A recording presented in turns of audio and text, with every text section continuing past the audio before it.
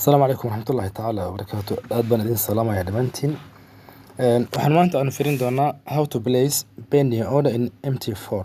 Sida MT4 ka laga furo waxaa loo yaqaano pending orders.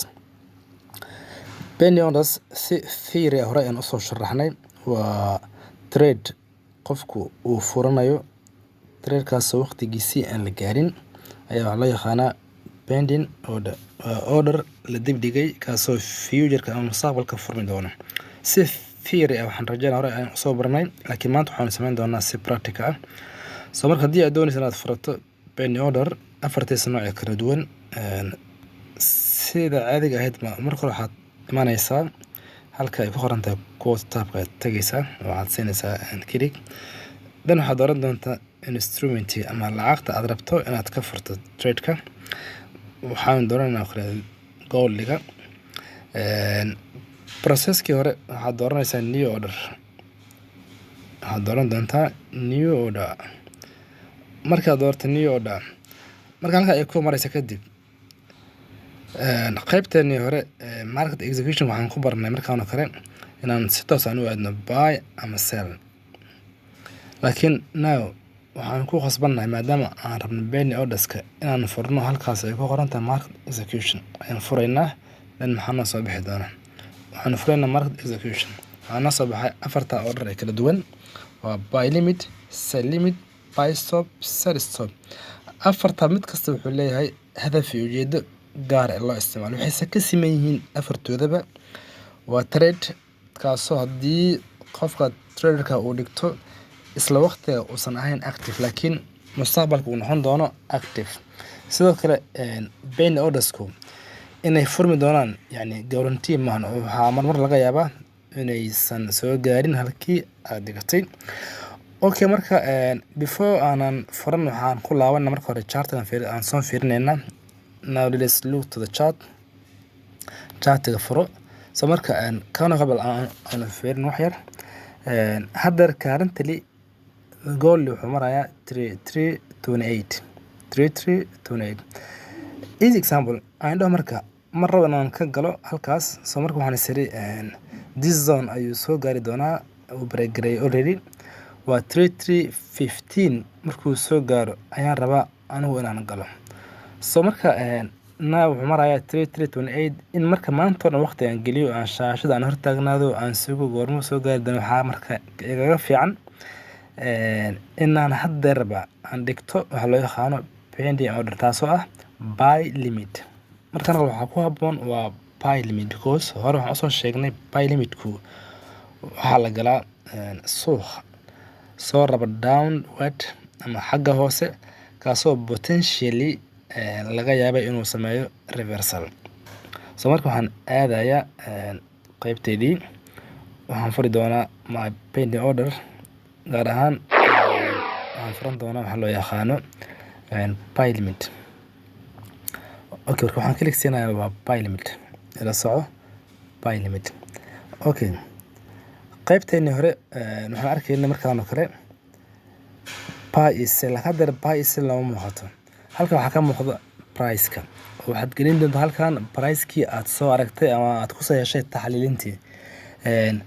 qaybtan kale ee lacagaha kan askii bidka ah haddeer kale waa ignore because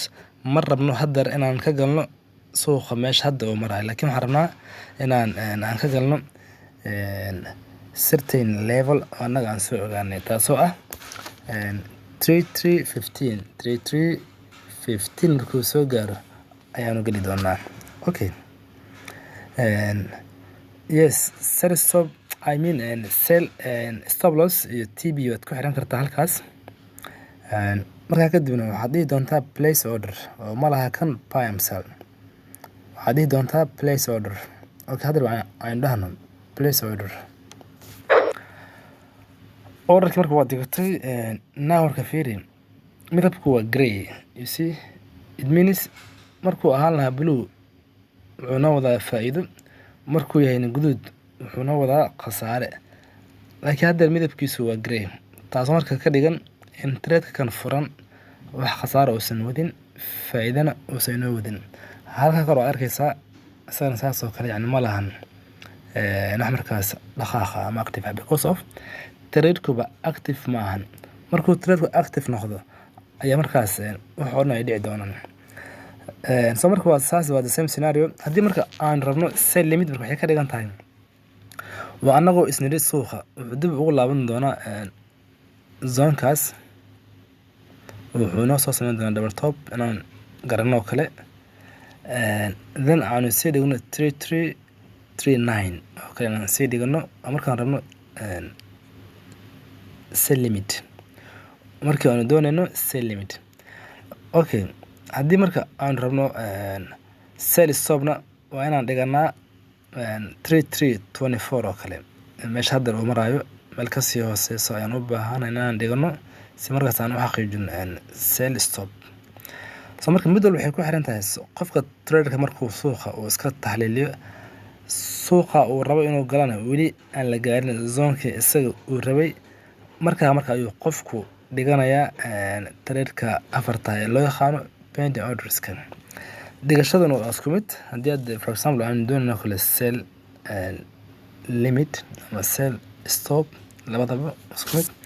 hadda for example sell stop kale markii mar walba way ka siman yihiin